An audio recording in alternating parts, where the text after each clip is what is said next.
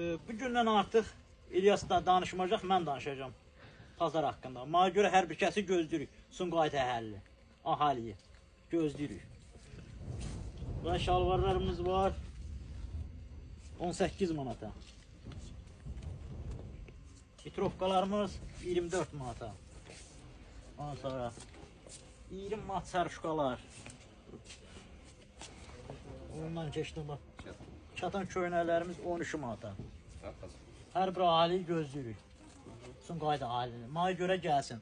Sayınla biri mən danışacağım. Koftalarımız da var.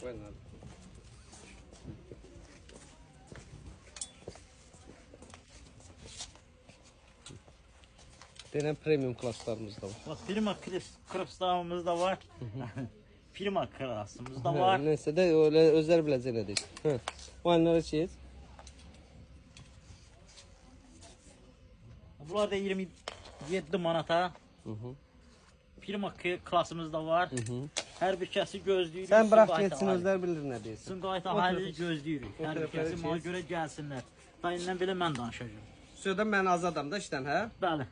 Yox, Sağ olun, öpürəm.